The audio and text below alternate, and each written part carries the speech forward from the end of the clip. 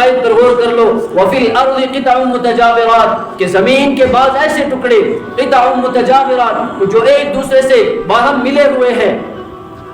قطع متجاورات وفی الارض قطع متجاورات وجنات من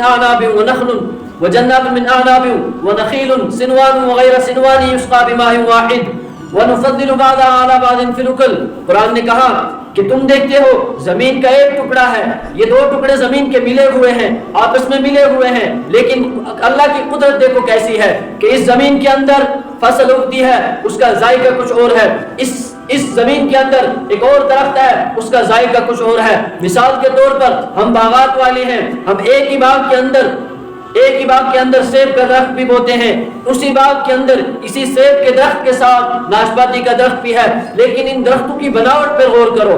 سیب کا درخت الگ دکھتا ہے اور انار کا درخت الگ دکھتا ہے, ناشپاتی کا درخت الگ دکھتا ہے. یہ کرنے والی ذات کون ہے؟ یہ اللہ کی ہستی ہے. اور فرمایا کہ درختوں کی بناوٹ نہیں بلکہ ذائقوں میں دیکھو. جو تم پھل کھاتے ہو, جو تم میوے کھاتے ہو, ان کا ذائقہ بھی ہر ایک کا الگ الگ ہے.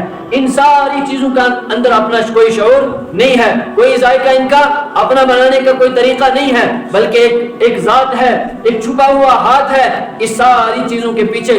اور اس کو کہا جاتا ہے حضرت اللہ جل شانہ, کہ اسی زمین کے اندر انار کا درخت بھی ہے, اسی زمین کے اندر تمہارا غلہ بھی ہے, اسی زمین کے اندر تم اپنے مویشیوں کے لیے گھاس بھی لیتے ہو. لیکن جب ظاہری چیزوں پر نظر کرے, اس ساری چیزوں کے لیے مٹی جو مہیا ہے, جو زمین مہیا ہے, وہ ایک ہی زمین ہے. اس میں پانی بھی ایک ہی جاتا ہے, اس کو ہوا بھی وہی ایک لگتی ہے, ان ساری چیزوں کو دوائی کھاد ساری چیزیں ایک ہے.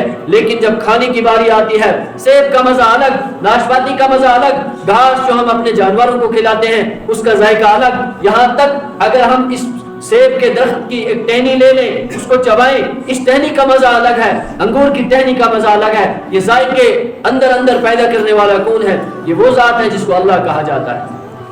تو قرآن نے بار بار اشارہ کیا. یہیں پر بس نہیں ہوتا, بلکہ قرآن پاک نے دیگر اور جگہوں پر بھی اللہ کی ہستی کو جو ہے اشاروں میں سمجھانے کی کوشش کی. پھر فرمایا قرآن نے فَلْيَنْظُرِ الْإِنسَانُ إِلَىٰ طَعَامِهِ کہ چلو چھوڑو ان ساری چیزوں کو پرے رکھ دو, انسان اپنی غذا پر نظر ڈالے. فَلْيَنْظُرِ الْإِنسَانُ إِلَىٰ طَعَامِهِ اپنے کھانے پر نظر ڈالے.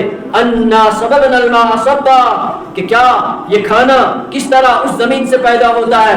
أَنَّا صَبَبْنَا الْمَاءَ صَبًّا کہ آسمان سے پانی برستا ہے زمین پر, ماء صبا. پھر اس کے بعد کیا ہوتا ہے؟ ثُمَّ شَقَقْنَا الْأَرْضَ شَقًّا قرآن نے کہا یہ پانی جب زمین پر برستا ہے, یہ بارش جب زمین پر اترتی ہے, یہ زمین کو پھاڑ دیتی ہے, زمین کے اندر دس جاتی ہے. ثُمَّ شَقَقْنَا الْأَرْضَ شَقًّا فَأَنبَتْنَا فِيهَا حَبًّا جب یہ پانی زمین کو پھاڑ کر زمین کے اندر چلا جاتا ہے, پھر اللہ پاک کی ہستی کیا ہے؟ ثُمَّ شَقَقْنَا الْأَرْضَ شَقًّا فَأَنبَتْنَا فِيهَا حَبًّا پھر اس کے بعد یہ اسی پانی کے ذریعے سے فِيهَا حَبًّا باغات میں جو ہیں میوے اگتے ہیں, فصل میں تمہارا غلہ آتا ہے, سبزیاں اور ترکاریاں آتی ہے. یہ سب کھانے کے بعد کیا انسانوں تم اس پر غور نہیں کرتے کہ یہ ساری چیزیں زمین ہمیں مہیا نہیں کر رہی ہے, یہ کوئی اور ہستی ہے جو ہمیں زمین کے ذریعے سے, ان درختوں کے ذریعے سے ہمیں مہیا کر رہی ہے, اور وہی ہستی ہے جس کو اللہ کہا جاتا ہے.